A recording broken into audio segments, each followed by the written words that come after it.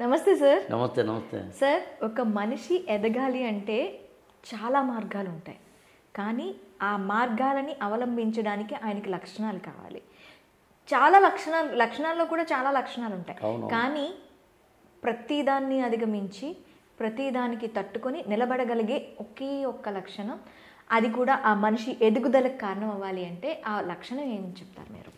నేను యాక్చువల్గా ఇన్నేళ్ల లైఫ్లో ఒక వ్యక్తి ఎవరైనా సరే, దేశ ప్రధానులైన, ముఖ్యమంత్రులైన, వ్యాపారస్తులైన, జీవితంలో మన చుట్టూ ఉన్న అసామాన్యంగా ఎదిగిన వాళ్ళైనా, సినిమా హీరోలైనా, హీరోయిన్లైనా, ఎవరినైనా చెప్పండి, ఇంక్లూడింగ్ యాంకర్స్ కావచ్చు, ఎవరైనా కానీ, ఏ లక్షణం ఉంటే ఖచ్చితంగా వాళ్ళు తమ జీవితంలో ఎదుగుతారు అని అనుకున్నప్పుడు చాలా చాలా వీడౌట్ చేస్తూ ఇవైతే ఉండాలి, 5 ఉండాలి, 5 కంపల్సరీ ఉండాలి, 3 కంపల్సరీ ఉండాలి, ధైర్యం ఉండాలి, సాహసం ఉండాలి, ఆత్మవిశ్వాసం ఉండాలి, ఏవేవో కదా. కానీ నేను మొత్తం అంతా అర్థం చేసుకున్న తర్వాత ఒక్క లక్షణం ఉంటే చాలు, మిగతావన్నీ వస్తాయి. లేదా ఒక్క లక్షణం కనుక లేకపోతే మిగతావన్నా వేస్ట్. లేదా ఒక్క లక్షణం ఉంటే చాలు, ఆ వ్యక్తి ఎదిగి తీరతాడు రాబోయ్ అనుకున్న లక్షణం ఏదైనా ఉంది అంటే దాని పేరు సహనం, ఓపిక, ఓర్మి, పేషెన్స్. నేను ఒక్కసారి ఈక్వేట్ చేసుకో, ఎన్నిసార్లైనా సరే నేను ఓడిపోయినా నేను గెలిచి తీరాల్సిందే అన్నదానికి ఆ విజయ లక్ష్మి వచ్చేంత వరకు నిరీక్షించగలిగిన సహనం ఉంటేనే సాధ్యం. ఈ సహనం ఉన్నప్పుడే, ఆ ఓపిక నీకు ఉన్నప్పుడే వెయిట్ చేస్తాం. ఆ ఓపిక నీకు ఉన్నప్పుడే కూల్ మైండెడ్నెస్ వస్తుంది. ఆ సహనం నీకు ఉన్నప్పుడే ఎమోషనల్లీ బ్యాలెన్స్ అవుతావు. ఆ సహనం నీకు ఉన్నప్పుడే చిరునవ్వు వస్తుంది. ఆ సహనం నీకు ఉన్నప్పుడే నిన్ను నువ్వు అర్థం చేసుకుంటావు, ఎదుటి వాళ్ళని అర్థం చేసుకుంటావు, సిచ్యుయేషన్స్ అర్థం చేసుకుంటావు. ఆ సహనం నీకు ఉన్నప్పుడే ఎప్పుడు కామ్గా ఉండాలో, ఎప్పుడు మౌనంగా ఉండాలో తెలుస్తుంది. ఆ సహనం నీకు ఉన్నప్పుడే ఇవాళ కాకపోతే రేపైనా వచ్చి తీరుతుంది రాబోయే ఆశావాహ దృక్పథం ఉంటుంది, పాజిటివ్ మైండెడ్నెస్. ఆ సహనం నీకు ఉన్నప్పుడు ఖచ్చితంగా వస్తుందనే కాన్ఫిడెన్స్ వస్తుంది. నేను నమ్మేది ఏంటంటే సహనం. Cool baby cool.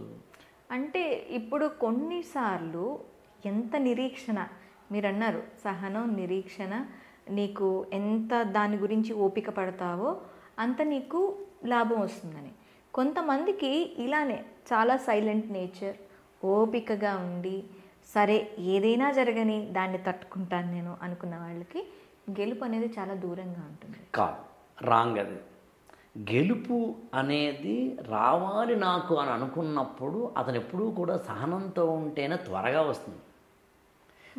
త్వరగా ఎందుకు వస్తుందంటే తప్పులు తక్కువ చేస్తాడు. ఒక దేశ ప్రధాని అవ్వాలి అంటే రాజీవ్ గాంధీ లాంటి ఒకరిద్దరిని ఒక్కసారి వాళ్ళు 50లకే అయిపోయారు. కానీ దేశానికి, మన దేశానికైనా, ప్రపంచంలో డొనాల్డ్ ట్రంప్ లాగా ప్రపంచ దేశాల అధ్యక్షుడైనా అవ్వాలి అంటే 70 అయ్యారు. 65 ఏళ్ళు దాటిన తర్వాత అయ్యారు. ఇప్పుడు చెప్పు, అంటే జీవితంలో 65 సంవత్సరాల పాటు నిరీక్షిస్తేనే కానీ దేశానికి అధ్యక్షుడో ప్రధానమంత్రో అవలేనంత లాంగ్ జర్నీ ఉంది. ఈ లాంగ్ జర్నీని అర్థం చేసుకోకపోతే ఎట్లా? ఈ లాంగ్ జర్నీని అర్థం చేసుకోకపోతే ఏమవుతుందంటే నువ్వు షార్ట్గా ఆలోచిస్తావు, వెంటనే అయిపోవాలని కోరుకుంటావు, వెంటనే వచ్చేయాలని కోరుకుంటావు, ఆ త్వరగా వెళ్ళిపోవాలనుకున్నప్పుడు తప్పులు చేస్తావు. తప్పులు మాత్రమే కదా, ఎమోషనల్ ఇంబ్యాలెన్స్ అయిపోతావు. అందుకనే నేనేది ఏమంటానంటే సహనం. నీకు బెస్ట్ ఎగ్జాంపుల్ చెప్తా. అసలు మనందరం నీకు తెలిసిన లేదు, సహనంతో పుట్టాం. పుట్టుకతో మనకున్న లక్షణం ఒకటి ఉంది చెప్పు అంటే సహనం కావాలంటే చూడు. 9 నెలల నిరీక్షణ. 9 నెలల పాటు ఒక అమ్మాయి అంటే ఒక స్త్రీ వెయిట్ చేసింది. ఈ భుజం మీద ఒక 3 కేజీల బరువు నీ మీద పెట్టాను నేను. మొయ్యాలి. ఒక 2 గంటలు 3 గంటల తర్వాత మొయ్యలేకపోతే నువ్వేం చేస్తావు అంటే, సార్ పక్కన పెడతాను సార్. You can. కడుపులో ఉన్న బిడ్డని యూ కాంట్. బిడ్డని పక్కన పెడతాను సార్, పక్కన పెట్టి నేను ఆడుకుంటాను సార్, కుదరదు కదా. అవును. అందుకని తల్లి గర్భంలోను ఉన్నప్పుడు అమ్మ చూపింది ఏమిటయ్యా అంటే సహనమే. ఆ బిడ్డ బయటికి వస్తున్నప్పుడు పురిటి నొప్పులు బాగా పడ్డప్పుడు ప్రాణం ఇంక పోతోందేమో అన్నంతలా ఉన్నప్పుడు కూడా ఆమె పొందింది సహనమే.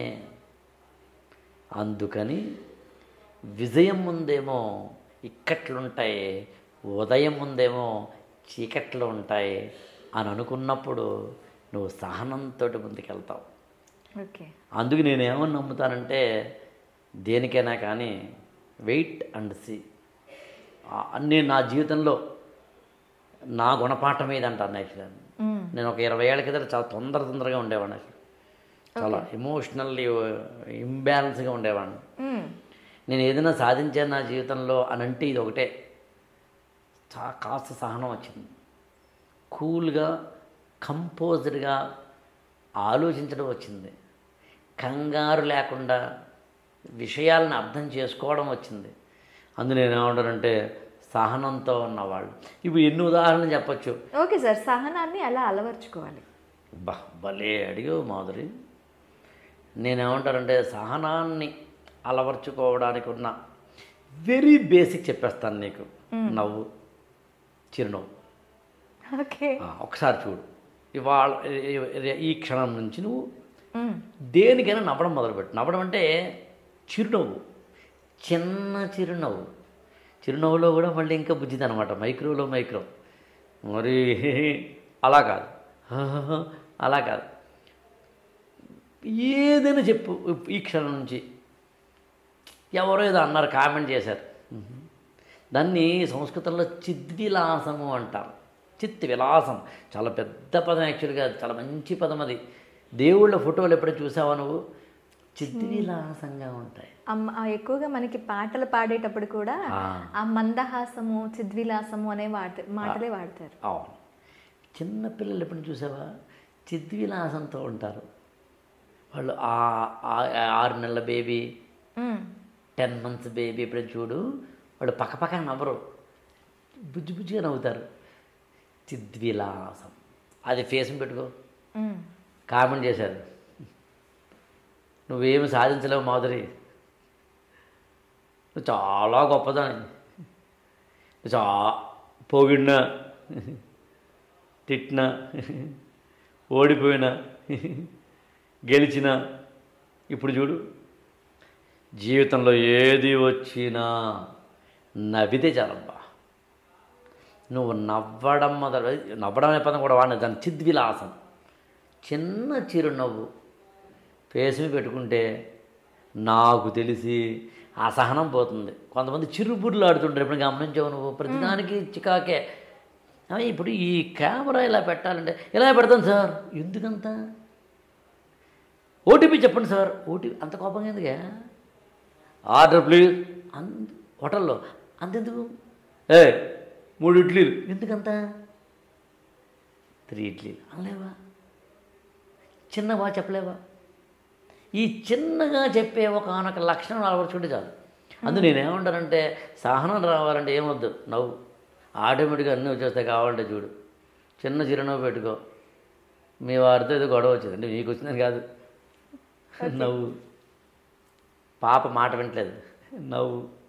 అంటే ఐ రిపీట్ ఇట్, ప్రతిదానికి అదే సమాధానం అంటలేదు, కానీ సహనంతో మాత్రం ప్రతిదీ సాధించుకోవచ్చు అని చెప్పడం నా ఉద్దేశం. ఓకే, అది నా ఉద్దేశం. దీని వెనకాల అంతరార్థం అర్థం చేసుకోవాలి. అందు నేను నమ్మేదైతే ఓర్మి, ఓపిక, పదాలు ఏమన్నా సహనంతో ఉండి స్మైలింగ్తో ఉంటే నాకు తెలిసి లైఫ్ చాలా బాగుంటుంది, తొందరగా రిజల్ట్స్ వస్తాయి. Okay sir, thank you.